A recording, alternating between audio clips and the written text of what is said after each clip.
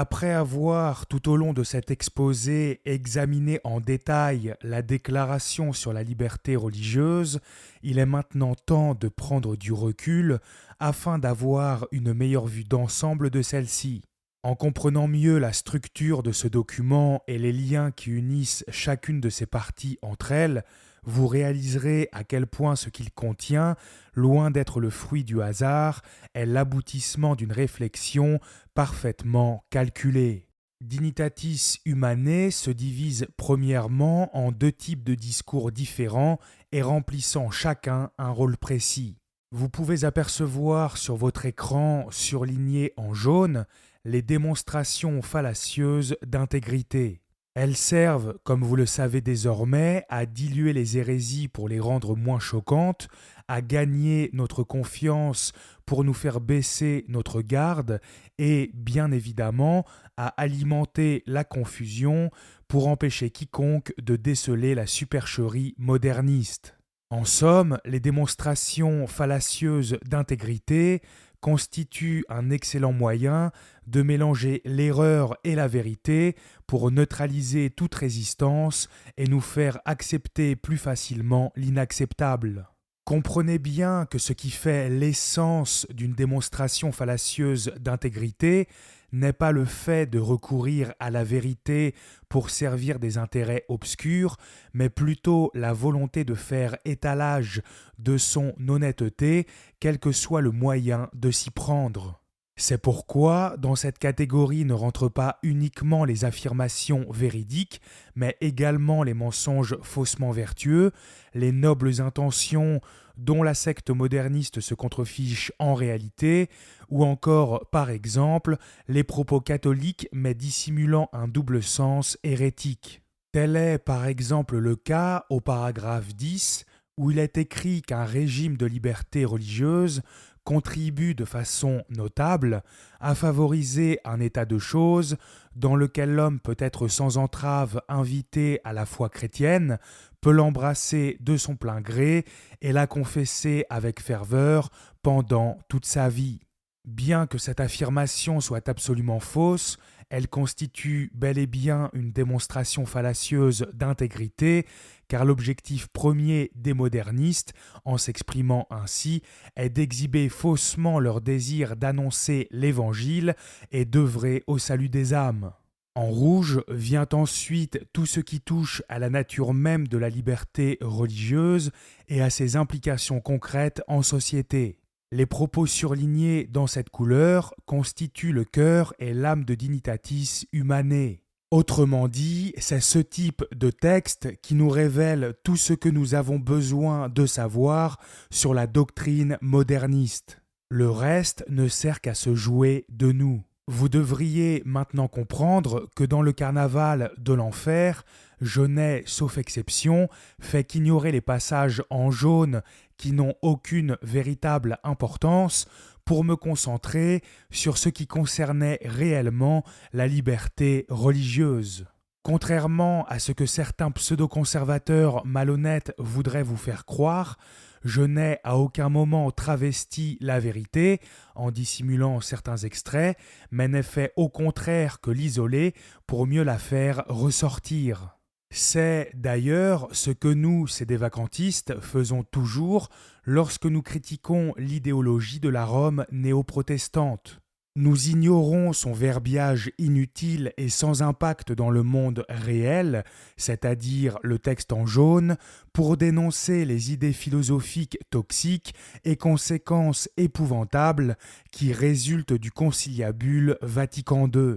Face à nous se trouvent des pseudo-conservateurs qui font exactement l'inverse pour manipuler leur auditoire naïf. Ils minimisent à outrance les propos les plus scandaleux de leur propre doctrine, ici donc surlignés en rouge, et mettent excessivement l'emphase sur les démonstrations fallacieuses d'intégrité surlignées en jaune. Ils cherchent systématiquement à contrebalancer l'enfer dans lequel leur idéologie diabolique nous a plongés à coups de belles citations totalement inutiles. Jetons maintenant un petit coup d'œil à l'agencement des deux types de discours qui composent Dignitatis Humanae. Nous constatons tout d'abord, de manière évidente, que les passages en rouge et jaune s'enchevêtrent en permanence. Rouge, jaune, rouge, jaune, rouge, jaune, rouge et encore jaune, etc. Dès que les modernistes tiennent des propos hérétiques, ils s'empressent ensuite de se répandre en belles paroles pour nous endormir. Du paragraphe 4 au paragraphe 6, il n'y a pratiquement plus que du rouge. Là aussi, pour contrebalancer ce gros morceau, qui est sans conteste le noyau de ce document, les modernistes enchaînent sur 2 paragraphes, 7 et 8, ne contenant quasiment plus que du jaune. Il faut bien rassurer ces ouailles et leur laisser le temps de digérer la pilule qu'on vient de leur faire avaler. Vient ensuite le chapitre 2 qui ne nous apprend plus rien ou presque sur la liberté religieuse et qui consiste essentiellement en démonstrations fallacieuses d'intégrité. Après des comptes, il s'avère qu'il y a environ 4 fois plus de propos en jaune que de propos en rouge. Pour paraître encore plus conservatrice, l'Église conciliaire aurait tout à fait pu rédiger un 3e chapitre mettant par exemple encore plus d'emphase sur l'importance d'être fidèle à la loi naturelle pour sauver son âme, de la gravité du péché, du fait qu'il n'existe qu'une seule vérité, etc. Elle aurait bien pu insérer l'intégralité du catéchisme du Concile de Trente dans Dignitatis Humanae, que cela n'aurait de toute façon rien changé.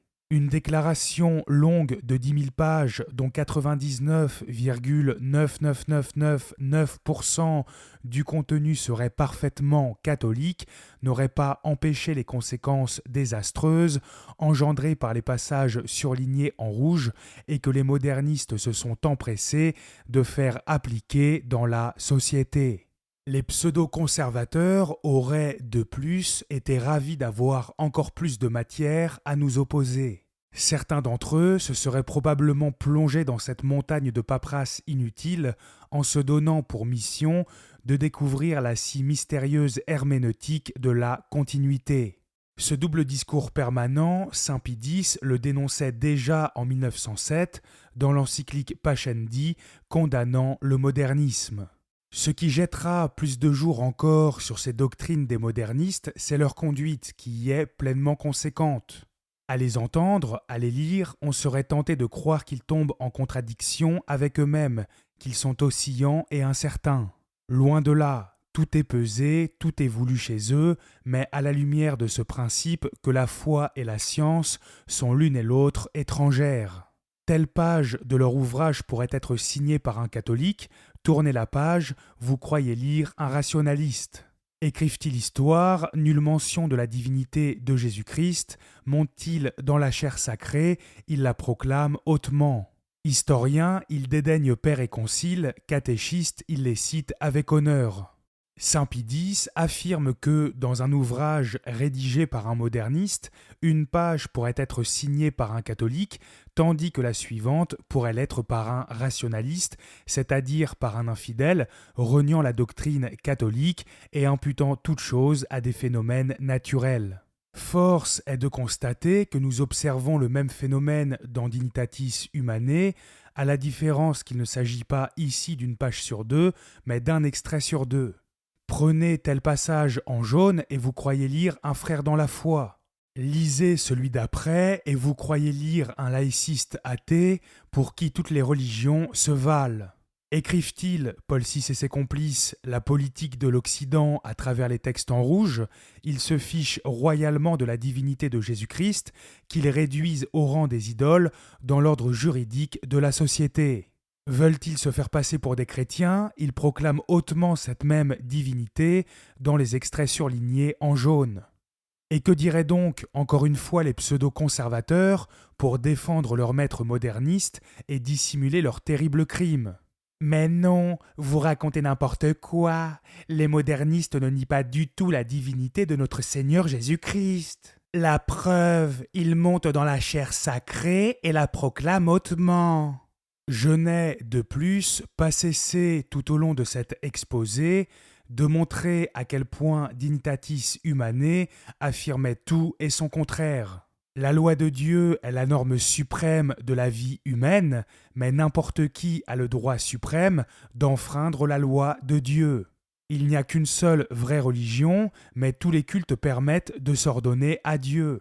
Chercher la vérité est une obligation morale fondée sur la nature humaine, mais propager toutes sortes d'abominations sans satisfaire à l'obligation de chercher la vérité et d'y adhérer est également un droit fondé sur la nature humaine, etc. Saint Pie dénonçait bien cette manière contradictoire de s'exprimer lorsqu'il écrivait qu'on serait tenté de croire que les modernistes tombent en contradiction avec eux-mêmes, qu'ils sont oscillants et incertains, alors que tout est pesé, tout est voulu. Ce saint pontife savait parfaitement que ces traîtres à l'Église de Dieu pouvaient affirmer absolument tout et n'importe quoi de manière parfaitement volontaire. Il écrivait d'ailleurs dans la même encyclique la chose suivante. Et comme une tactique des modernistes, ainsi les appelle-t-on communément et avec beaucoup de raison, tactique en vérité fort insidieuse, est de ne jamais exposer leur doctrine méthodiquement et dans leur ensemble, mais de les fragmenter en quelque sorte et de les éparpiller çà et là, ce qui prête à les faire juger ondoyants et indécis, quand leurs idées, au contraire, sont parfaitement arrêtées et consistantes.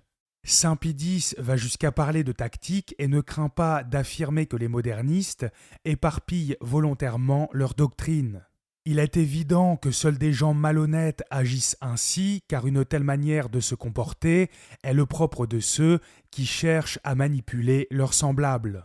Qu'aurait donc pensé l'auteur de Pascendi au sujet de Dignitatis Humanae, cet abominable torchon dans lequel la doctrine de la liberté religieuse, surlignée en rouge, est éparpillée çà et là pour ne pas être exposée méthodiquement et dans son ensemble. C'est précisément cette stratégie qui permet d'entretenir la confusion dans les esprits et qui fait que chacun comprend la doctrine moderniste d'une manière différente. Au paragraphe 12, il était écrit « L'Église, donc, fidèle à la vérité de l'Évangile, suit la voie qu'ont suivi le Christ et les apôtres lorsqu'elle reconnaît le principe de la liberté religieuse comme conforme à la dignité de l'homme et à la révélation divine et qu'elle encourage une telle liberté. » Ceux qui ont rédigé ce document se sont bien gardés d'insérer cette phrase à la fin du paragraphe 4, juste après avoir énoncé l'intégralité des droits reconnus à tous les adeptes de culte hérétique. Les réactions auraient effectivement été extrêmement vives s'ils avaient écrit une telle chose après avoir affirmé que les communautés religieuses étaient en droit de manifester l'efficacité singulière de leur doctrine antichrétienne. Tout le monde aurait parfaitement compris que les modernistes encourageaient la liberté de propager des hérésies, des pratiques diaboliques et des mœurs dépravées. En lieu et place de cela, ces scélérats ont inséré cet extrait bien plus loin dans ce document et après un énorme paragraphe amalgamant libre arbitre et libéralisme moral. De la sorte, les pseudo-conservateurs, toujours à la recherche de la moindre excuse pour se faire abuser et abuser leurs prochains, peuvent prétendre qu'il ne s'agit là que de la liberté de l'acte de foi. Or, il est évident que cela est faux, puisqu'il est ici bien question du principe de la liberté religieuse dont vous connaissez maintenant les moindres subtilités. Je souhaite à présent revenir sur l'utilisation que fait l'Église conciliaire du mot « contrainte ». Je l'ai vaguement souligné dans la 6e partie de ce commentaire détaillé, mais il est important de revenir dessus car cette stratégie a été constamment utilisée par les modernistes pour amalgamer libre arbitre et libéralisme moral. Dans le préambule, il nous est tout d'abord dit que toujours plus nombreux sont ceux qui revendiquent pour l'homme la possibilité d'agir en vertu de ses propres options et avec une liberté responsable, non pas sous la pression d'une contrainte, mais guidé par la conscience de son devoir. L'expression non pas sous la pression d'une contrainte, non coercitione commoti en latin, est ici employée comme le contraire de la possibilité d'agir selon ses propres options, c'est-à-dire comme un empêchement pour quelqu'un de faire ce que bon lui semble. Le mot contrainte, ou coercitio à l'ablatif, est donc utilisé dans un sens se rapportant à la liberté religieuse et non à la liberté de l'acte de foi. À la fin de ce même préambule, nous lisons ensuite que la liberté religieuse concerne l'exemption de contraintes dans la société civile. Dans la version officielle en latin, Libertas religiosa immunitatem a coercitione in societate civili respiciat. Indépendamment de tout contexte, il nous est impossible de savoir quel sens donner ici au mot contrainte. Pour le découvrir, il nous faut nous référer à la phrase qui précède celle-ci. Il y est écrit que la vérité ne s'impose que par la force de la vérité elle-même, qui pénètre l'esprit avec autant de douceur que de puissance. Le mot contrainte est donc utilisé pour signifier le fait qu'il n'est pas licite d'imposer la vraie religion à qui que ce soit, c'est-à-dire dans le sens de la liberté de l'acte de foi. Autrement dit, il faut comprendre que la liberté religieuse ne porte aucun préjudice à la doctrine catholique traditionnelle au sujet du devoir moral de l'homme et des sociétés à l'égard de la vraie religion et de l'unique Église du Christ, car elle consiste uniquement à ne pas imposer la vérité par la force. Non seulement cela est un mensonge éhonté, mais nous constatons de plus que le mot contrainte, ou plus largement l'expression exemption de contrainte, est utilisé avec deux sens radicalement différents.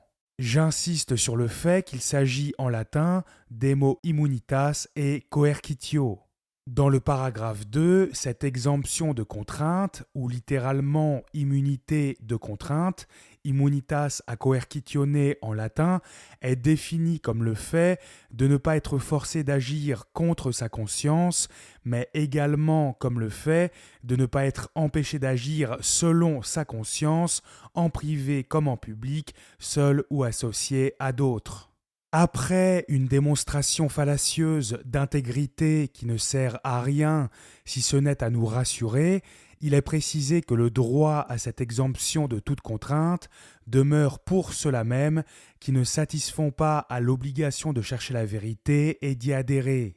Dans la version officielle en latin, Ius adanc immunitatem perseverat etiam in iis qui obligationi quaerendi veritatem eique adhaerendi non satisfaciunt.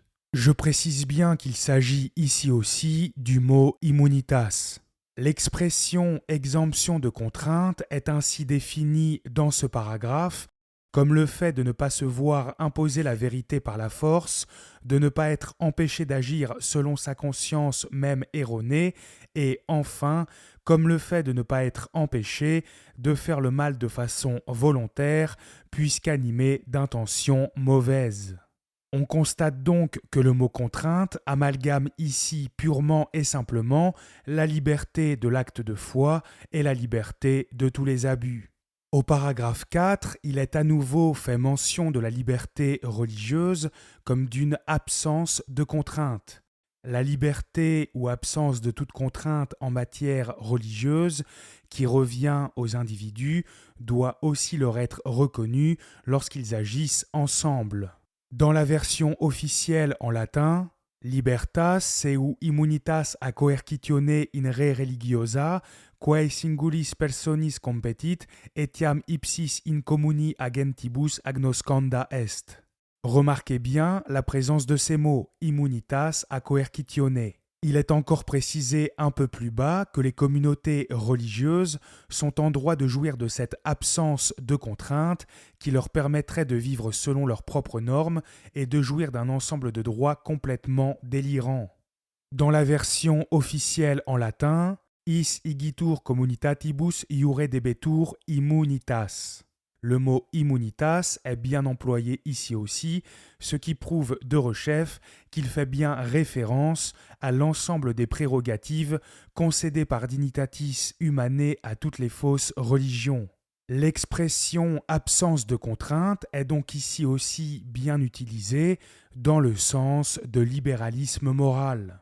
Intéressons-nous à présent au deuxième chapitre, car c'est là que les choses deviennent intéressantes.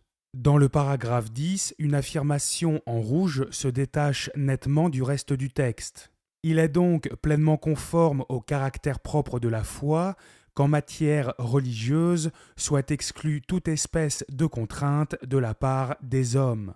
Indoli ergo fidei plene consonum est ut in re religiosa coduis genus coercitionis ex parte hominum excludatur.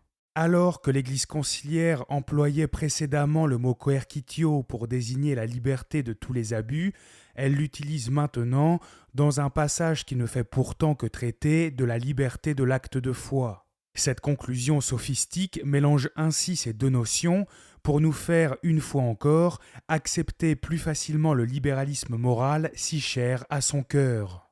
Dans le paragraphe 11, ne faisant également que traiter de la liberté de l'acte de foi, la même technique de manipulation est employée. Dieu, certes, appelle l'homme à le servir en esprit et en vérité. Si cet appel oblige l'homme en conscience, il ne le contraint donc pas. Dieu, en effet, tient compte de la dignité de la personne humaine qu'il a lui-même créée et qui doit se conduire selon son propre jugement et jouir de sa liberté. Dans la version officielle en latin, Deus quidem homines ad inserviendum sibi in spiritu et veritate vocat, unde ipsi inconscientia vinciuntur, non vero coercentur. Rationem enim habet dignitatis personae humanae ab ipso conditae, quae proprio concilio duci et libertate frui debet. On retrouve l'usage du verbe coercere, qui fait partie de la même famille que le mot coercitio. Contrainte, contraindre, coercitio, coercere. En utilisant la même racine nominale dans un sens se rapportant tantôt au libéralisme moral, tantôt au libre arbitre, l'Église conciliaire continue d'entretenir la confusion et renforce l'amalgame entre ces deux notions pour nous manipuler. En mentionnant l'idée parfaitement catholique que nous ne pouvons contraindre personne à se convertir, il est relativement facile de nous faire accepter la liberté religieuse via le raisonnement suivant. Puisque Dieu ne contraint l'homme, ce dernier a droit à l'exemption de contrainte. Pour que ce stratagème ne soit pas trop visible, l'expression exemption de contrainte a été remplacée par jouir de sa liberté et se comporter selon son propre jugement. Toujours au paragraphe 11, l'Église conciliaire récidive. Certes, il a appuyé et confirmé sa prédication par des miracles, mais c'était pour susciter et fortifier la foi de ses auditeurs, non pour exercer sur eux une contrainte. En latin, miraculis utique praedicationem suam suffulsit et confirmavit, ut fidem auditorum excitaret, atque comprobaret, non ut in eos coercitionem exerceret. Nous retrouvons bien dans la version latine le mot coercitionem qui est l'accusatif de coercitio. Et je précise, au cas où cela ne serait pas suffisamment évident, que nous nous référons au latin pour bien montrer que ces choix de langage ne sont pas le fait de traducteurs, mais bien de prélats hérétiques. Les modernistes veulent donc, là aussi, nous faire penser que puisque le Seigneur n'a pas exercé de contrainte sur ses auditeurs, les hommes devraient être exempts de toute contrainte. En d'autres termes, puisque le Seigneur n'a forcé personne à se convertir, tout le monde devrait pouvoir faire et propager ce qu'il veut en société. Un peu plus bas, dans le même paragraphe, il est écrit « Ce n'est pas par la contrainte ni par des habiletés indignes de l'Évangile que les disciples du Christ s'employèrent à amener les hommes à confesser le Christ comme Seigneur. Abipsis ecclesiae exordis discipuli Christi ad laborarunt, ut homines ad Christum Dominum confitendum converterent, non actione coercitiva neque artificiis evangelio indignis, sed imprimis virtute verbi Dei. » Le mot contrainte est à nouveau employé ici pour parler de la liberté de l'acte de foi. L'objectif est encore d'induire le même raisonnement dans nos esprits. Puisque les apôtres n'ont pas amené les hommes à confesser le Christ par la contrainte, ceux-ci doivent être exempts de toute contrainte. Il est bien plus facile de faire accepter l'inacceptable à son auditoire en usant habilement du langage plutôt que de dire frontalement « les apôtres n'ont forcé personne à se convertir, donc n'importe quel gourou malhonnête a le droit de propager toutes les abominations condamnées par Dieu ». Au cas où vous auriez encore un doute sur cette volonté d'amalgamer la liberté de l'acte de foi et la liberté religieuse, l'Église conciliaire clarifie elle-même les choses au paragraphe 12. Ainsi, le ferment évangélique a-t-il longtemps agi dans l'esprit des hommes et beaucoup contribué à faire reconnaître plus largement, au cours des temps, la dignité de la personne humaine et à faire mûrir la conviction qu'en matière religieuse, cette personne doit, dans la cité, être exempte de toute contrainte humaine. Dans la version officielle en latin, on retrouve bien évidemment l'emploi du mot coercitio. Si ce procédé n'était employé qu'une seule fois, nous pourrions éventuellement envisager qu'il ne s'agissait que d'une coïncidence sans arrière-pensée. Or, nous constatons que celui-ci est utilisé à 4 reprises dans ce deuxième chapitre, avant de conclure explicitement que l'homme devrait être exempt de toute contrainte dans la cité, c'est-à-dire qu'il puisse jouir de tous les droits concédés par Dignitatis Humanae. Donner deux sens différents à un même mot pour manipuler et semer la confusion est une spécialité moderniste. Il y aurait encore bien d'autres choses à faire ressortir de ce document et à mettre davantage en lumière, mais cela surchargerait bien trop cet exposé.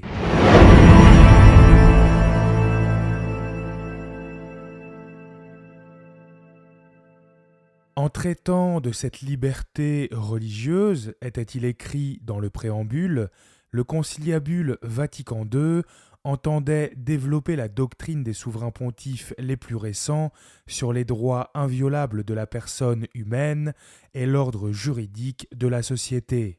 Il est maintenant temps de vérifier la véracité de cette affirmation en examinant les sources mentionnées dans les notes de bas de page de la Déclaration Dignitatis Humanae.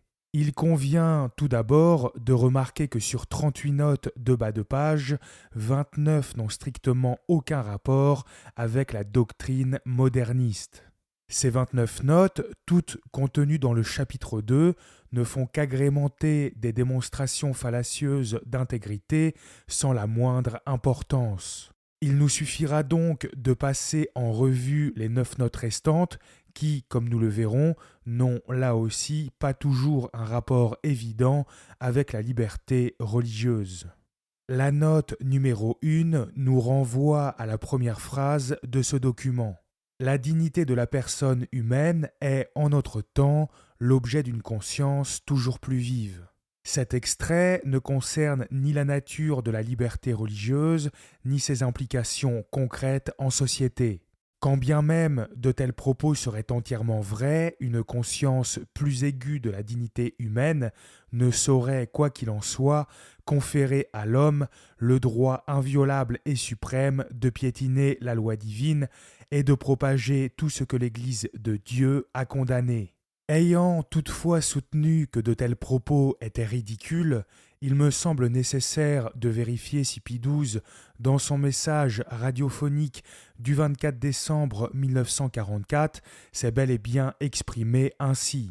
Pour rappel, je disais que prétendre que la dignité de la personne humaine était, en notre temps, l'objet d'une conscience toujours plus vive, revenait à affirmer que ce qui faisait la pureté de l'âme ou ce qui la souillait aurait été de plus en plus évident pour les gens du monde. Les AAS, Acta Apostolicae Sedis ou Actes du siège apostolique en français, précisent que le passage du message radiophonique de Pie XII auquel se réfère Dignitatis Humanae se trouve à la page 14 de ces mêmes actes. Vous l'aurez compris, les AAS ne constituent pas des sources distinctes, mais ne font que nous aider à identifier plus précisément les extraits mentionnés. À la page 14, donc, des Actes du siège apostolique de 1945, on ne trouve qu'une seule fois le mot dignité. Sauf erreur très improbable de ma part, il ne peut, dès lors, s'agir que de la phrase suivante. Dans un peuple digne de ce nom, le citoyen a conscience de sa propre personnalité, de ses devoirs et de ses droits. La conscience de sa propre liberté se joint au respect de la liberté et de la dignité des autres. Il est ici manifeste que la secte moderniste tord le sens des propos de Pie XII. Ce souverain pontife n'a aucunement prétendu que la dignité humaine était à son époque l'objet d'une conscience toujours plus vive, mais que, dans un peuple digne de ce nom, le citoyen savait concilier sa propre liberté avec le respect de la liberté et de la dignité d'autrui. Il est évident que Pie XII ne faisait que parler d'un cas de figure idéal et donc hypothétique, et non pas d'une situation qu'il pouvait constater. Dans cette même note de bas de page est également mentionné Jean 23, mais cela ne nous concerne pas le moins du monde. Nous nous fichons éperdument des abominables blasphèmes que cet hérétique notoire, premier instigateur du conciliabule Vatican II au demeurant, pouvait bien vomir. Quand bien même cet imposteur aurait écrit noir sur blanc que la libre propagation de l'hérésie était un droit inaliénable, en quoi cela nous importerait-il ? Justifier le modernisme par un moderniste ne vaut pas plus que de justifier le bouddhisme par les élucubrations du Dalaï-lama. C'est pourquoi je ne prendrai, sauf nécessité, même plus la peine de mentionner l'intéressé et me contenterai de l'ignorer. La note numéro 2 est sans l'ombre d'un doute la plus importante de toutes, car elle traite de la raison existentielle même de la doctrine moderniste.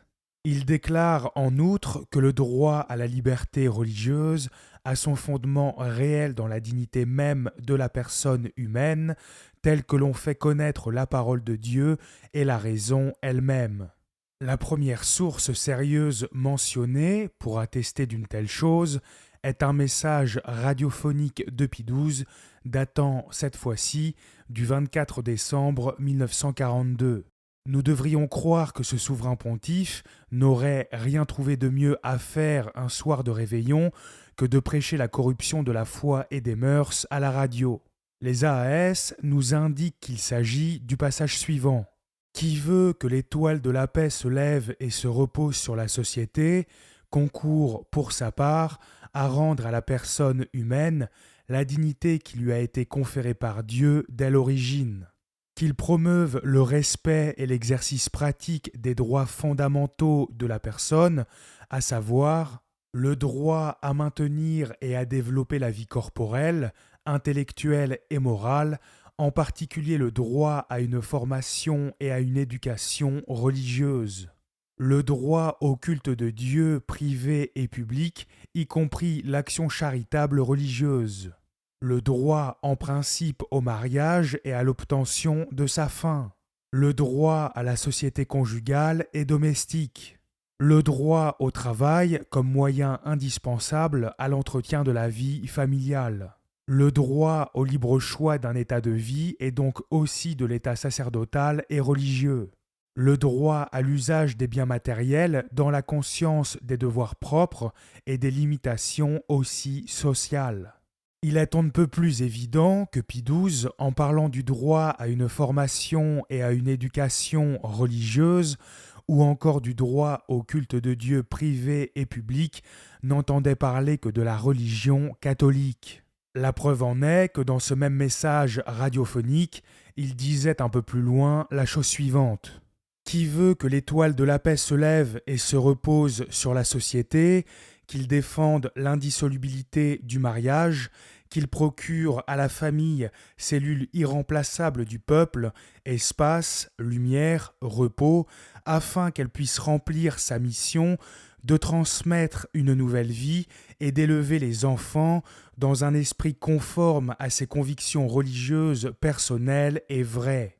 Pie XII parle bien du droit d'élever ses enfants dans un esprit conforme à ses convictions religieuses personnelles et vraies, et non pas personnelles et quelles qu'elles soient, comme le prétend le conciliabule Vatican II.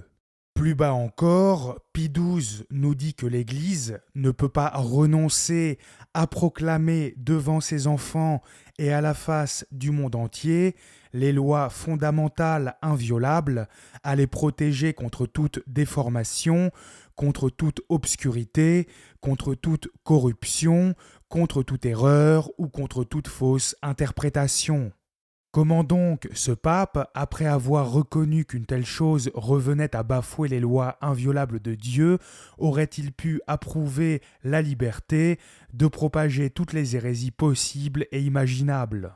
Encore ailleurs, il ajoute « Une claire intelligence des bases normales de toute vie sociale est d'une importance capitale, aujourd'hui plus que jamais, alors que l'humanité empoisonnée par le virus d'erreur ou de perversion sociale, tourmentée par la fièvre de désir, de doctrines, de tendances divergents, se débat avec angoisse dans le désordre qu'elle-même a créé et ressent les effets de la force destructrice d'idées sociales erronées qui laissent de côté les lois de Dieu ou sont en opposition avec elles. Qu'est-ce donc que la liberté religieuse, sinon un passe-droit donné à des infidèles, tourmentés par la fièvre de désir et de doctrine, pour empoisonner l'humanité en manifestant l'efficacité singulière de virus d'erreur et de perversion sociale ? Et quel homme de bonne foi peut-il nier que le droit d'enseigner de vive voix et par écrit des abominations en opposition avec les lois de Dieu est une force destructrice ayant ravagé nos sociétés occidentales ? Tout au long de ce message radiophonique, Pie XII ne cesse de donner toutes les garanties possibles de sa bonne orthodoxie. Il n'y a dans cette allocution absolument rien qui aille dans le sens de la secte moderniste. Bien au contraire, il constitue une excellente source pour contredire nos ennemis. La troisième source, censée justifier l'idée que la liberté religieuse serait fondée sur la dignité humaine, est l'encyclique Mit Brennender Sorge de Pie XI, publiée en 1937. Elle fut exceptionnellement rédigée en allemand plutôt qu'en latin, puisque directement destinée aux catholiques vivant sous le Troisième Reich.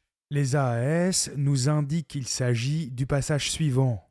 Le croyant a un droit inaliénable à professer sa foi et à la vivre comme elle veut être vécue. Des lois qui étouffent ou rendent difficile la profession et la pratique de cette foi sont en contradiction avec le droit naturel. La dignité humaine n'est pas ici expressément mentionnée, mais parler du droit naturel de l'individu revient à peu près à la même chose. En effet, quiconque bafoue le droit naturel d'une tierce personne peut être considéré comme s'attaquant à la dignité de celle-ci. Force est quoi qu'il en soit de constater que cet extrait, comme le reste de cette encyclique d'ailleurs, ne soutient absolument pas la thèse avancée par la secte moderniste. En parlant du croyant, Pie XI ne fait en réalité référence qu'aux fidèles catholiques. Non seulement cela est évident, puisque, comme je l'ai dit, il s'adresse directement à des catholiques allemands, mais le passage qui suit immédiatement l'extrait que nous venons de lire le prouve encore très clairement. Des parents sérieux, conscients de leur devoir d'éducateur, ont un droit primordial à régler l'éducation des enfants que Dieu leur a donnés dans l'esprit de leur foi, en accord avec ses principes et ses prescriptions. Des lois ou d'autres mesures qui éliminent dans les questions scolaires cette libre volonté des parents, fondée sur le droit naturel, ou qui la rendent inefficace par la menace ou la contrainte, sont en contradiction avec le droit naturel et sont foncièrement immorales. L'Église, à qui revient de par sa mission le soin de garder et d'expliquer le droit naturel, divin dans son origine, ne peut s'empêcher de déclarer les toutes récentes inscriptions aux écoles, faites dans l'absence notoire de toute liberté, un résultat de la contrainte auquel les caractères du droit font totalement défaut. Tout comme Pie XII, Pie XI ne se fait l'avocat que de la vraie religion. Le premier parle du droit des parents à élever leurs enfants dans un esprit conforme à ses convictions religieuses personnelles et vraies, et le deuxième du droit des parents à élever leurs enfants dans l'esprit de leur foi, en accord avec les principes et les prescriptions de Dieu. Ces deux affirmations se ressemblent trait pour trait. À moins donc de vouloir prétendre que notre Seigneur se contredirait en donnant à travers différentes religions des commandements opposés, on ne peut affirmer que Pie XI parlait ici de tous les cultes. Il est de ce fait indéniable que l'Église conciliaire tord une fois de plus le sens des propos d'un souverain pontife pour lui faire dire ce qu'il n'a jamais dit. Il est d'autant plus impossible de nier cette conclusion qu'il est bien précisé que c'est à l'Église que revient le soin de garder et d'expliquer le droit naturel. Si l'Église est la gardienne du droit naturel et que les parents ont le droit d'élever leurs enfants selon ce droit, cela signifie qu'ils ont le droit d'élever leurs enfants comme l'enseigne l'Église et non pas comme le prétendent les cultes fallacieux dont la conception du bien et du mal est tronquée.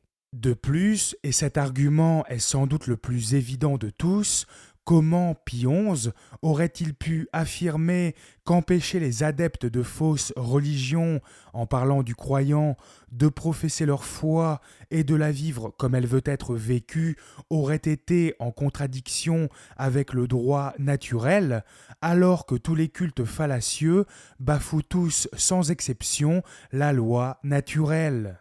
Autrement dit, Pie XI aurait affirmé qu'empêcher quelqu'un de bafouer la loi naturelle irait contre la loi naturelle. En plus de n'avoir aucun sens, cela aurait été absolument grotesque. Si cela ne suffit pas à vous convaincre, lisons encore ce que disait Pie XI, toujours dans Mythe Brennender Zorg, au paragraphe 17. Celui qui, dans une sacrilège méconnaissance des différences essentielles entre Dieu et la créature, entre l'homme-dieu et les enfants des hommes, ose dresser un mortel, fût-il le plus grand de tous les temps, aux côtés du Christ, bien plus au-dessus de lui ou contre lui, celui-là mérite de s'entendre dire qu'il est un prophète de néant, auquel s'applique le mot effrayant de l'Écriture, celui qui habite dans les cieux se moque d'eux. Bien que ce passage ne fasse pas explicitement référence aux fausses religions, celui-ci condamne toutefois un principe fondamental de la liberté religieuse. En effet, la doctrine moderniste reconnaît, au nom de la dignité humaine, le droit inviolable et suprême de dresser un mortel aux côtés du Christ, au-dessus et même contre lui. Si les infidèles ne pouvaient plus glorifier leurs idoles et leurs faux prophètes de la sorte, ils se verraient interdire purement et simplement cette absence de toute contrainte que défend si farouchement l'Église conciliaire. Pie XI vous semble-t-il ici reconnaître aux prophètes de néant la liberté de manifester l'efficacité singulière de cette sacrilège méconnaissance des différences essentielles entre Dieu et la créature? Comment, de plus, pourrions-nous faire injure à l'ordre établi par Dieu en faisant obstacle à de pareils escrocs, puisque nous dit Pie XI, celui qui habite dans les cieux se moque d'eux? Et pourquoi le mot effrayant de l'Écriture s'appliquerait-il à eux, alors que cette honorable liberté serait conforme à la vérité et à la justice?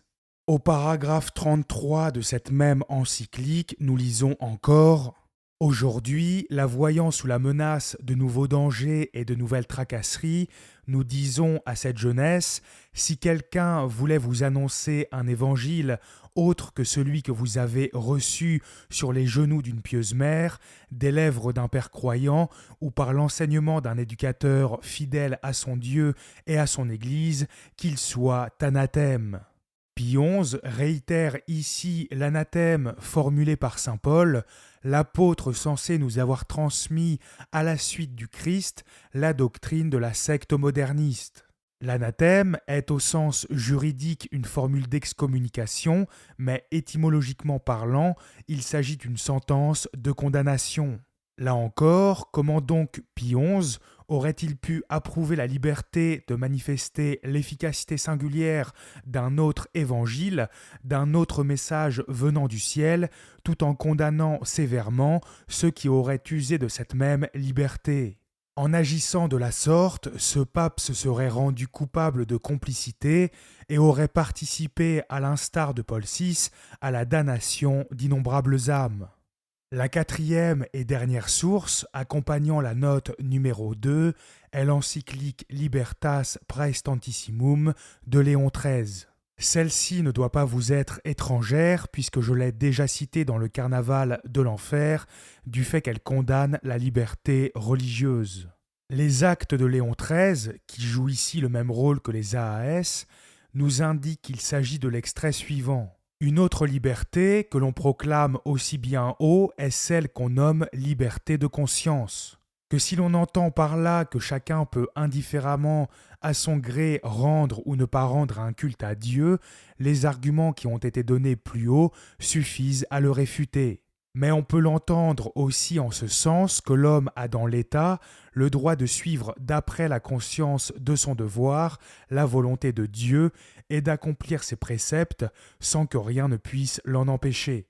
Cette liberté, la vraie liberté, la liberté digne des enfants de Dieu, qui protège si glorieusement la dignité de la personne humaine, est au-dessus de toute violence et de toute oppression. Elle a toujours été l'objet des vœux de l'Église et de sa particulière affection. Là non plus, absolument rien dans ce passage ne va dans le sens de la secte moderniste. Bien au contraire, Léon XIII condamne explicitement la liberté de conscience subjective qu'elle affectionne tant et sans laquelle il ne resterait plus rien de la liberté religieuse. Les pseudo-conservateurs, n'éprouvant jamais le moindre sentiment de honte, tentent parfois même d'utiliser cette référence à leur avantage. Ils veulent alors faire croire à leurs victimes naïves que si le conciliabule Vatican II cite l'encyclique Libertas Praestantissimum, il faut en conclure que la liberté religieuse doit être interprétée d'une manière qui s'accorde avec les propos de Léon XIII. Ces vicieux serpents pensent ainsi réduire notre argumentaire à néant et balayer d'un revers de la main tout ce que nous reprochons à Dignitatis Humanae. Il suffit pourtant de réfléchir un instant pour comprendre que leur raisonnement est absurde. En effet, l'ensemble des droits délirants contenus dans la Déclaration sur la liberté religieuse sont concédés à toute personne au motif qu'elle aurait précisément le droit d'agir selon sa conscience. Or, permettre à chacun, sous couvert de respecter la sacro-sainte dignité humaine, de commettre des actes objectivement mauvais et d'inciter son prochain à faire de même, propagation de l'hérésie, culte des idoles, construction de temples impies, etc., correspond exactement à cette liberté de conscience subjective que dénonce Léon XIII.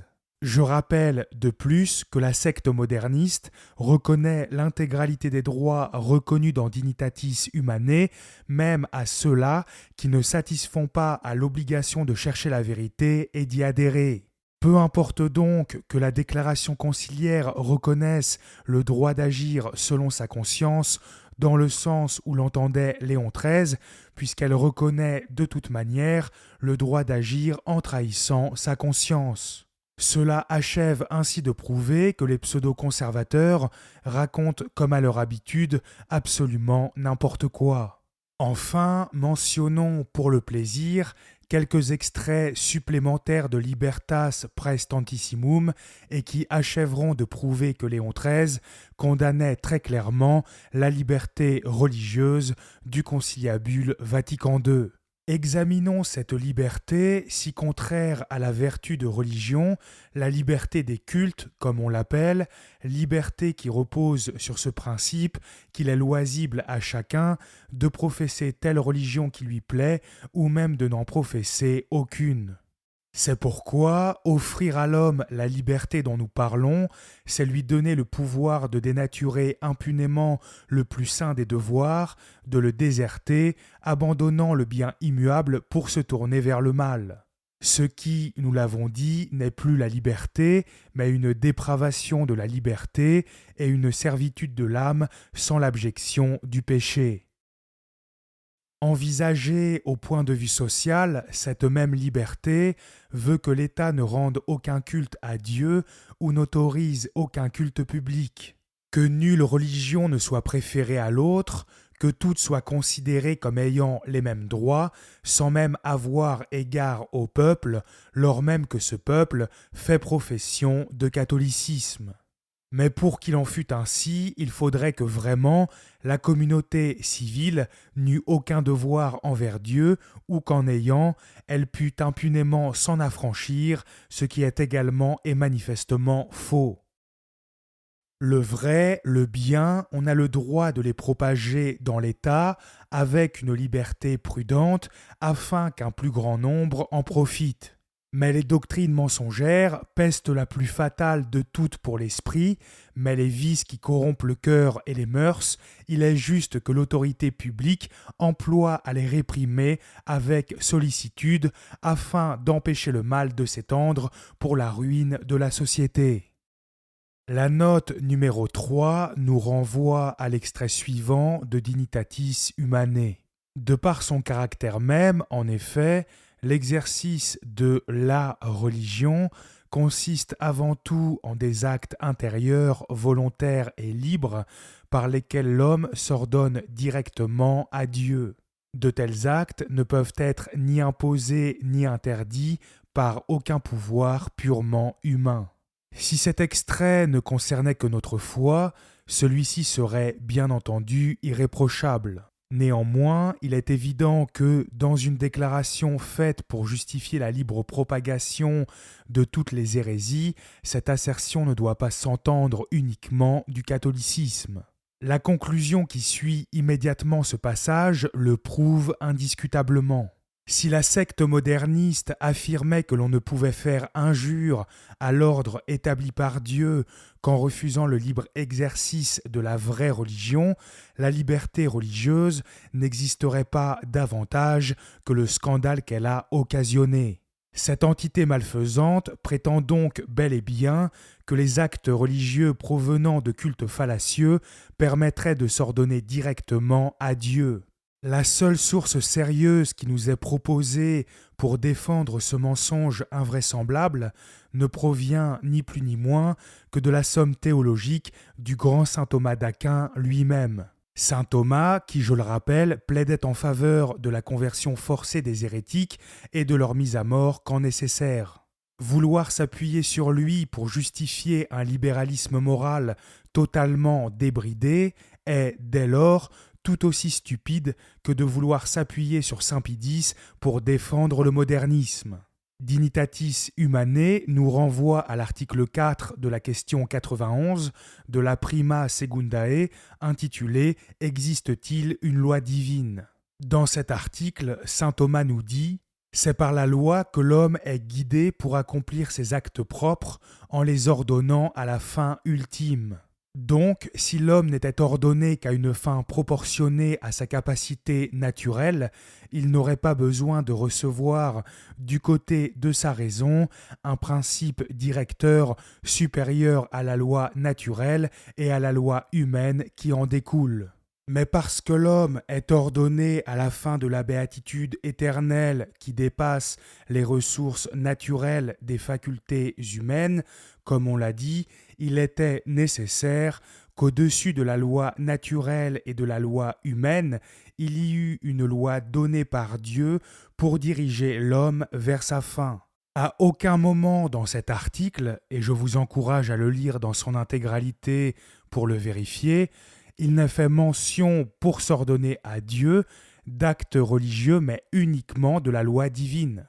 C'est d'ailleurs le titre de cet article. Il s'agit donc pour la énième fois d'une extrapolation grossière de la secte conciliaire. Saint Thomas, docteur scolastique par excellence, ne pouvait définitivement pas approuver une liberté reposant entièrement sur la violation des commandements de Dieu, ni entériner l'idée que des cultes hérétiques et diaboliques permettaient de s'ordonner au Créateur de l'univers. J'en profite au passage pour attirer l'attention de ceux qui, pour défendre la liberté religieuse, aiment à se cacher derrière le fait que presque tous les évêques du conciliabule Vatican II ont signé ce torchon malaisant. Parmi ces derniers, aucun d'entre eux n'a visiblement réalisé que citer saint Thomas, qui incarnait pourtant le summum de l'antilibéralisme, n'avait absolument aucun sens. La note numéro 4 se rattache à l'extrait suivant. Le bien commun de la société, ensemble des conditions de vie sociale permettant à l'homme de parvenir plus pleinement et plus aisément à sa propre perfection, consistant au premier chef dans la sauvegarde des droits et des devoirs de la personne humaine, le soin de veiller au droit à la liberté religieuse incombe tant aux citoyens qu'aux groupes sociaux, au pouvoir civil, à l'Église et aux autres communautés religieuses, de la manière propre à chacun, en fonction de ses devoirs envers le bien commun. Comme vous pouvez le constater, la note numéro 4 ne porte que sur la première partie de cette assertion, c'est-à-dire sur la définition du bien commun. Cette dernière est irréprochable, mais n'a en elle-même aucun rapport avec la doctrine moderniste. Ce n'est pas une telle banalité que cette note devrait appuyer par des sources, mais bien la conclusion de ce raisonnement, à savoir que la préservation du bien commun exigerait de tous les membres de la société qu'ils protègent le droit à la liberté religieuse. Il est, quoi qu'il en soit, inutile de vérifier si les références qui nous sont proposées soutenaient contre toute attente une telle idée, puisque celles-ci émanent toutes deux de l'imposteur Jean 23. La note numéro 5 se rapporte à l'extrait suivant. C'est pour tout pouvoir civil un devoir essentiel que de protéger et promouvoir les droits inviolables de l'homme. Aucun sédévacantiste ne prétendra jamais l'inverse de cette affirmation. La question n'est pas de savoir si le pouvoir civil doit protéger et promouvoir les droits inviolables de l'homme, mais si la liberté religieuse fait précisément partie de ces droits selon le magistère de l'Église. Il s'agit du même stratagème que dans la note précédente, qui ne faisait que porter sur la définition du bien commun et qui ne se souciait pas une seule seconde de savoir si nos papes reconnaissaient le libéralisme moral comme un élément de ce même bien commun. La secte moderniste pose à nouveau un raisonnement parfaitement catholique en s'appuyant sur des écrits pontificaux avant d'établir sa propre conclusion personnelle qui ne sort de nulle part et qui ne repose sur absolument rien. La seule source sérieuse, ici mentionnée, est le message radiophonique de Pie XII datant du 1er juin 1941. Le but de ce discours est de commémorer le 50e anniversaire de l'encyclique Rerum Novarum du pape Léon XIII sur le travail et la condition des ouvriers. L'extrait auquel se réfère la secte moderniste est le suivant. Sauvegarder le domaine intangible des droits de la personne humaine et lui faciliter l'accomplissement de ses devoirs doit être le rôle essentiel de tout pouvoir public.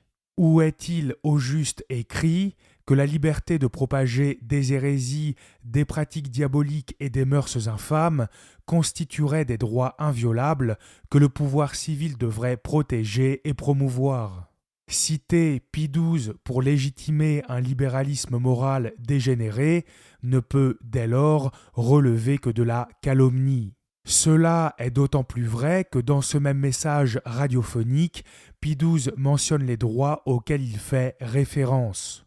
En tout cas, une légitime et bienfaisante intervention de l'État dans le domaine du travail doit, quelle qu'elle soit, rester telle que soit sauvegardé et respecter le caractère personnel de ce travail, et cela soit dans l'ordre des principes, soit autant que possible en ce qui touche à l'exécution, et il en sera ainsi si les règlements de l'État ne suppriment pas et ne rendent pas irréalisable l'exercice des autres droits et devoirs également personnels, tels le droit au vrai culte divin, le droit des époux, du père et de la mère à mener la vie conjugale et familiale, le droit à une raisonnable liberté dans le choix d'un état et dans la réponse à une vraie vocation.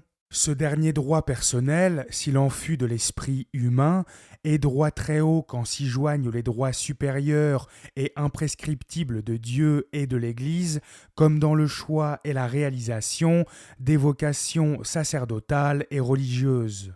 En mentionnant explicitement le droit au vrai culte divin, Pie XII exclut automatiquement les fausses religions. La preuve en est qu'il prend encore un peu plus loin la peine de condamner très clairement les doctrines mensongères, achevant de prouver que l'Église conciliaire est puante de malhonnêteté. Ne vous laissez pas, cher fils, déconcerter par les difficultés extérieures, ni décourager par les obstacles naissants du paganisme croissant de la vie publique. Ne vous laissez pas induire en erreur par les fabricants de théories fausses et malsaines, triste courant qui entraîne non à l'accroissement, mais à la désagrégation et à la corruption de la vie religieuse. Courants qui prétendent que la rédemption appartenant à l'ordre de la grâce surnaturelle et étant par suite œuvre exclusive de Dieu, elle n'a pas besoin de notre coopération sur cette terre. Ô déplorable inintelligence de l'œuvre de Dieu! Dicentes enim se esse sapientes stultifacti sunt. Eux qui se targuaient d'être sages, les voilà devenus fous. On pourrait penser, et de fait, certains pseudo-conservateurs pourraient aisément être tentés de s'emparer de ce vulgaire sophisme, que Pie XII ne fait ici que condamner des courants philosophiques comme le naturalisme et le rationalisme. Il n'en est en réalité rien, car Pie XII fait mention de ceux qui prétendent que la rédemption appartenant à l'ordre de la grâce surnaturelle et étant par suite œuvre exclusive de Dieu, elle n'a pas besoin de notre coopération sur cette terre. Il est donc bien question de doctrine métaphysique dont le conciliabule Vatican II autorise pourtant la libre propagation pour ne pas faire injure à la personne humaine et à l'ordre établi par Dieu. Difficile, dès lors, de croire que Pie XII aurait reconnu à tous les fabricants de théories fausses et malsaines le droit de manifester l'efficacité singulière de leur triste courant pour organiser la société et vivifier toute l'activité humaine. La note numéro 6 se rattache à l'extrait suivant.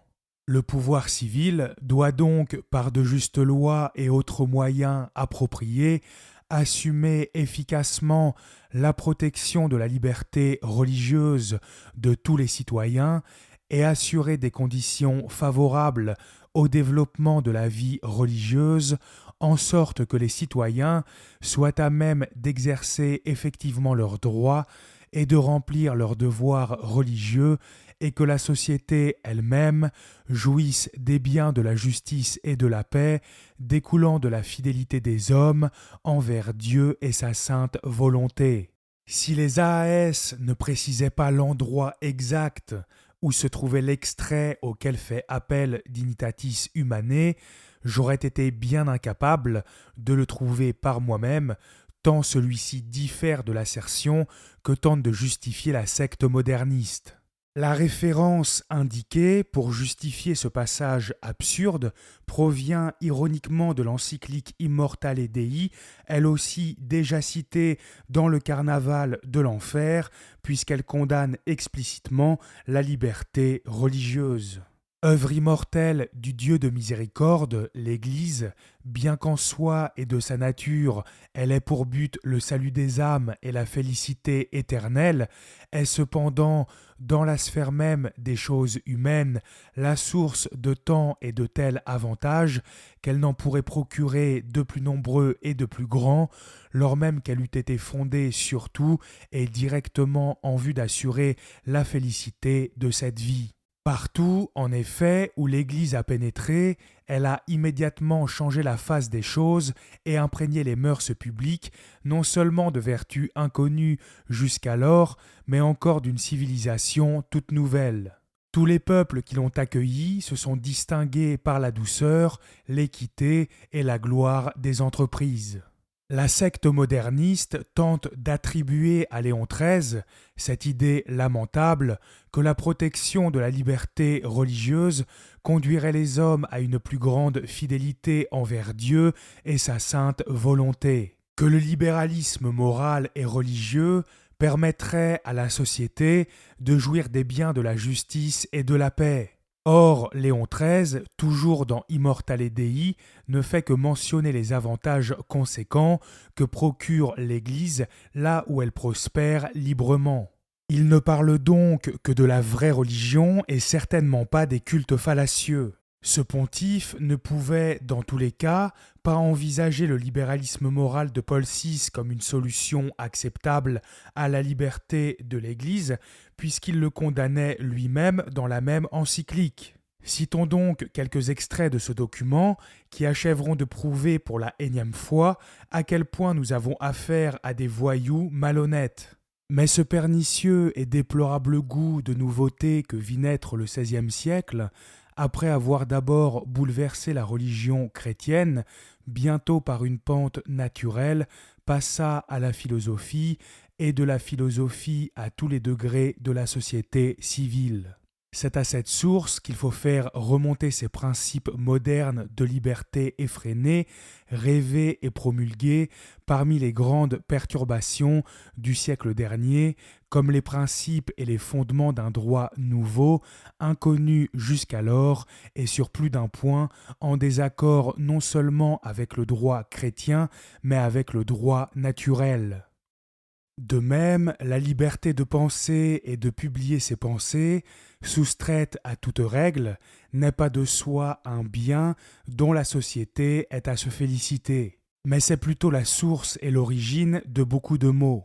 La liberté, cet élément de perfection pour l'homme, doit s'appliquer à ce qui est vrai et à ce qui est bon. Or, l'essence du bien et de la vérité ne peut changer au gré de l'homme, mais elle demeure toujours la même, et non moins que la nature des choses, elle est immuable. Si l'intelligence adhère à des opinions fausses, si la volonté choisit le mal et s'y attache, ni l'une ni l'autre n'atteint sa perfection, toutes deux des choix de leur dignité native et se corrompent. Il n'est donc pas permis de mettre au jour et d'exposer aux yeux des hommes ce qui est contraire à la vertu et à la vérité, et bien moins encore de placer cette licence sous la tutelle et la protection des lois. Il n'y a qu'une voie pour arriver au ciel vers lequel nous tendons tous. C'est une bonne vie. L'État s'écarte donc des règles et des prescriptions de la nature s'il favorise à ce point la licence des opinions et des actions coupables, que l'on puisse impunément détourner les esprits de la vérité et les âmes de la vertu. Ces doctrines que la raison humaine réprouve et qui ont une influence si considérable sur la marche des choses publiques, les pontifes romains, nos prédécesseurs, dans la pleine conscience de ce que réclamait d'eux la charge apostolique, n'ont jamais souffert qu'elles fussent impunément émises.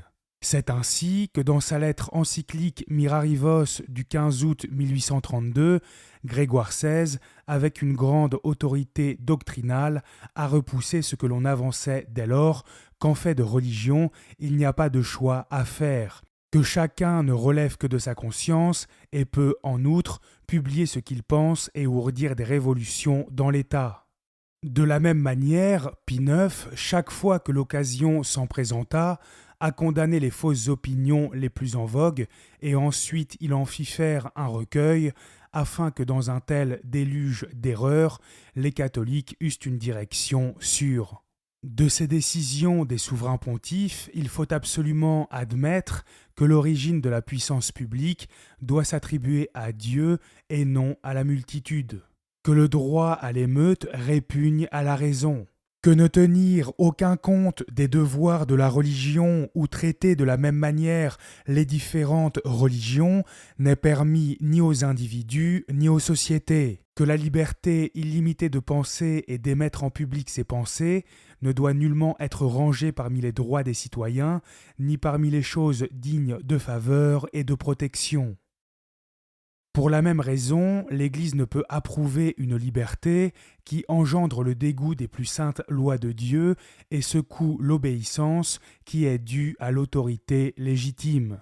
C'est là plutôt une licence qu'une liberté, et saint Augustin l'appelle très justement une liberté de perdition, et l'apôtre Saint Pierre un voile de méchanceté. Bien plus, cette prétendue liberté, étant opposée à la raison, est une véritable servitude. Celui qui commet le péché est l'esclave du péché. Celle-là, au contraire, est la liberté vraie et désirable qui, dans l'ordre individuel, ne laisse l'homme esclave ni des erreurs, ni des passions qui sont ses pires tyrans. Et dans l'ordre public, trace de sages règles aux citoyens, facilite largement l'accroissement du bien-être et préserve de l'arbitraire d'autrui la chose publique. Après avoir mis en lumière la doctrine exposée dans Immortale Dei, aucun homme ayant un tant soit peu d'intelligence et de bonne foi ne pourra contester le fait que citer cette encyclique pour défendre la liberté religieuse est une démonstration de bêtise absolue. La note numéro 33 concerne cet extrait. L'Église revendique également la liberté en tant qu'elle est aussi une association d'hommes ayant le droit de vivre dans la société civile selon les préceptes de la foi chrétienne. Comme je l'expliquais dans la 6e partie du commentaire détaillé, si l'Église catholique affirmait avoir le droit à la liberté religieuse au simple motif qu'elle était une association d'hommes, cela signifierait que n'importe quelle fausse religion y aurait également droit. En effet, puisque toute communauté religieuse remplit ce critère, il serait impossible de leur refuser les mêmes prérogatives. Pour appuyer cette idée délirante, la déclaration conciliaire nous indique comme source la lettre Firmissimam Constantiam de Pie XI, rédigée le 28 mars 1937. Celle-ci est adressée au clergé mexicain et traite de la situation de l'Église catholique dans ce pays. Sans surprise, les cultes fallacieux n'y sont jamais mentionnés positivement d'une quelconque manière. Les AAS nous indiquent qu'il s'agit du passage suivant. Par ailleurs, une fois établie cette gradation des valeurs et des activités, il faut admettre que la vie chrétienne a besoin de s'appuyer pour son développement sur des moyens externes et sensibles. Que l'Église, pour être une association d'hommes, ne peut exister ni s'étendre si elle ne jouit pas de la liberté d'action et si ses enfants n'ont pas le droit de trouver dans la société civile des possibilités de vivre conformément aux dictamens de leur conscience. Il n'est à aucun moment stipulé que l'Église aurait le droit à la liberté religieuse du fait qu'elle est une association d'hommes, mais que pour être une association d'hommes, l'Église doit jouir d'une certaine liberté d'action. La capacité qu'a la secte moderniste de tordre n'importe quel propos est absolument ahurissante. C'est exactement la même chose que si vous disiez, par exemple, que le médecin, pour opérer ses patients avec succès, avait besoin d'un scalpel et que cette secte dérangée vous faisait ensuite dire que le médecin avait le droit d'opérer du fait qu'il possédait un scalpel. Imaginez donc la catastrophe s'il fallait alors permettre au premier quidam venu possédant un tel outil le droit d'ouvrir le ventre de n'importe qui. Comment le pape qui a rédigé l'encyclique Mortalium Animos, condamnant l'écuménisme, aurait-il pu, de toute façon, tenir un discours aussi contradictoire ? La note numéro 34 se rapporte à l'extrait suivant.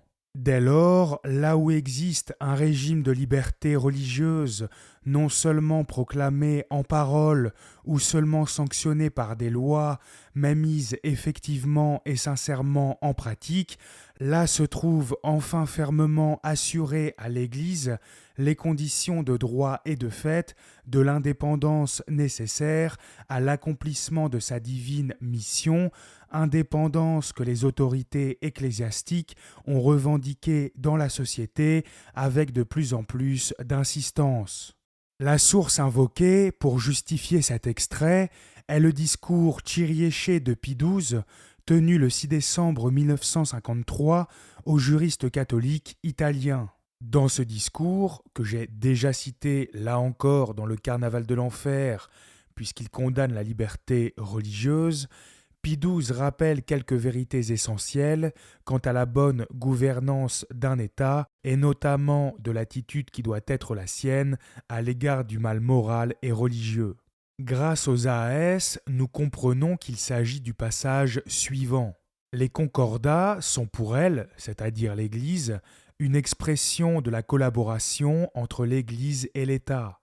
En principe ou en thèse, elle ne peut approuver la séparation complète entre les deux pouvoirs. Les concordats doivent donc assurer à l'Église une condition stable de droit et de fait dans l'État avec lequel ils sont conclus et lui garantir la pleine indépendance dans l'accomplissement de sa mission divine. Cet extrait, comme les autres avant lui, n'ont strictement rien à voir avec la liberté religieuse conciliaire. Il ne vante même pas les bienfaits des concordats, mais se contente d'affirmer qu'un accord conclu avec l'État doit assurer à l'Église une condition stable et lui garantir la pleine indépendance dans l'accomplissement de sa mission divine. Vous comprenez maintenant que la note numéro 34 ne fait que porter sur la fin de l'extrait concerné de Dignitatis Humanae, à savoir que les autorités ont revendiqué dans la société leur indépendance avec de plus en plus d'insistance. Nulle part dans Kyriéché il n'est écrit que la liberté religieuse est l'élément qui permet de parvenir à un tel résultat. Ce raisonnement fallacieux est entièrement le fait de la secte moderniste qui tente une fois encore de s'appuyer sur un souverain pontife légitime pour donner plus de crédibilité à ses mensonges. Pour montrer à quel point il est ridicule de citer cette allocution de Pie XII, citons-en quelques extraits réprouvant la doctrine moderniste. D'abord, il faut affirmer clairement qu'aucune autorité humaine, aucun État, aucune communauté d'États, quel que soit leur caractère religieux, ne peuvent donner un mandat positif ou une autorisation positive d'enseigner ou de faire ce qui serait contraire à la vérité religieuse et au bien moral. Il est effectivement répréhensible de donner une autorisation positive, c'est-à-dire une permission morale, d'enseigner ou de faire ce qui serait contraire à la vérité et au bien moral. Or, l'Église conciliaire, en prétendant que son libéralisme faussement spirituel serait un droit fondé sur la nature humaine, fait de la propagation du mal un droit naturel. Elle donne par conséquent un mandat positif à tout énergumène pour propager des hérésies, des pratiques diaboliques et des mœurs infâmes. Et cela, même si elle prétend le contraire, dans les démonstrations fallacieuses d'intégrité.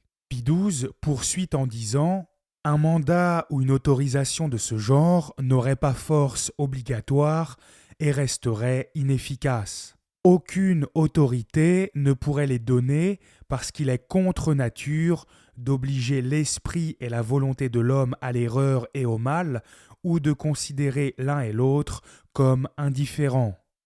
Même Dieu ne pourrait donner un tel mandat positif ou une telle autorisation positive parce que cela serait en contradiction avec son absolue véridicité et sainteté. Ce que Dieu lui-même ne pourrait faire, saint Paul VI conciliaire l'a accompli. Hourra! Gloire à Paul VI au plus haut des cieux, et paix sur la terre aux âmes qui enseignent ce qui est contraire à la vérité religieuse et au bien moral. Enfin, Pie XII termine de condamner la liberté religieuse par ces mots. Ce qui ne répond pas à la vérité et à la loi morale n'a objectivement aucun droit à l'existence, ni à la propagande, ni à l'action. Les pseudo-conservateurs prétendent que Dignitatis Humanae ne contredit pas le magistère, alors que ce torchon infâme affirme exactement l'opposé de cet extrait. Il donne effectivement à n'importe qui, non pas en vertu d'une disposition subjective, mais de sa nature même, c'est-à-dire indépendamment de toute circonstance, le droit de propager tout ce qui ne répond pas à la vérité et à la loi morale. La preuve est ainsi faite que l'allocution Kyriéché n'abonde absolument pas dans le sens de la liberté religieuse et qu'elle ne fait au contraire que la réprouver. Cela démontre de plus que les messages radiophoniques de Pie XII ne donnaient aucunement raison à la secte moderniste, puisque ce pontife se serait contredit lui-même et aurait, de son propre aveu, incité les juristes catholiques italiens, en interdisant la libre propagation du mal, à bafouer la dignité humaine. Voyons enfin, pour terminer, la note numéro 38 qui se rattache au texte suivant. Il est manifeste qu'aujourd'hui, l'homme souhaite pouvoir librement professer sa religion en privé et en public. Bien plus que la liberté religieuse est maintenant proclamée dans la plupart des constitutions comme un droit civil et qu'elle est solennellement reconnue par des documents internationaux. Bien qu'il soit évident que la secte moderniste se réjouisse d'une telle chose, cette phrase ne constitue en elle-même rien d'autre qu'un simple constat. Elle ne traite aucunement de la nature de la liberté religieuse ou de ses conséquences. Il n'est donc, là aussi, aucunement nécessaire de nous arrêter dessus, d'autant plus que la source invoquée est encore l'encyclique Pacem in Terris de Jean XXIII. Nous en avons enfin terminé avec les notes de bas de page. Résumons rapidement ce que nous avons découvert. Sur 38 notes, 29 n'ont absolument aucun rapport avec la liberté religieuse. Les 9 notes restantes, dont l'intérêt est plus que variable, se partagent 17 sources différentes.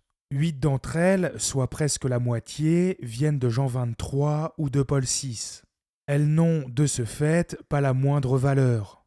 Chose risible au possible, 6 de ces 8 notes ne font en réalité référence qu'à une seule et même source, l'encyclique Pacem in Terris. Il n'est donc, en fin de compte, fait mention que de 3 sources différentes pour ces deux imposteurs. Pacem in Terris, Mater et Magistra, ainsi qu'un message radiophonique sans intérêt de Paul VI. Les 9 dernières sources, toujours pour appuyer Dignitatis Humanae, viennent de Pie XI, Léon XIII, Pie XII et saint Thomas d'Aquin, qui ont pourtant tous explicitement condamné la liberté religieuse.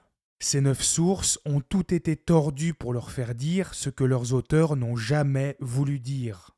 La preuve en est que 6 d'entre elles réprouvent même très clairement la doctrine moderniste.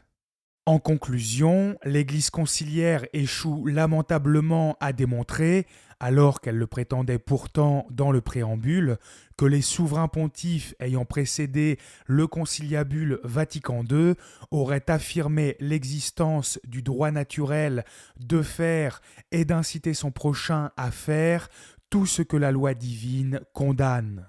Tous les extraits surlignés en rouge dans cette déclaration frauduleuse, en plus de quelques-uns en jaune, doivent donc être regardés comme une pure affabulation moderniste sans le moindre fondement. Quiconque professe de telles aberrations n'est pas catholique.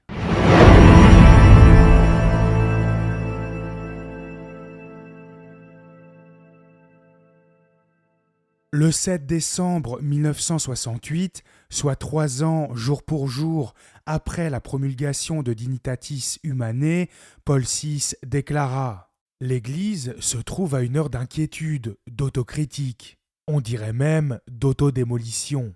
C'est comme un bouleversement intérieur, aigu et complexe que personne n'aurait pu prévoir après le concile. L'Église, peu à peu, en vient à se frapper elle-même. Cet imposteur conciliaire, qui nous avait pourtant fait miroiter monts et merveilles, ne put rien faire de mieux pour fêter le 3e anniversaire de cette déclaration que de constater l'autodémolition de l'Église. Si cet homme s'était seulement donné la peine de lire les encycliques condamnant sa propre doctrine, il aurait su bien longtemps à l'avance ce qui allait se passer après son conciliabule diabolique et à quoi aurait abouti son abominable faux pontificat. Cette auto-démolition, qui en réalité n'en est pas une car il est impossible que l'Église se frappe elle-même, avait été prédit dans Libertas Praestantissimum en 1888, soit plus de 80 ans avant Vatican II.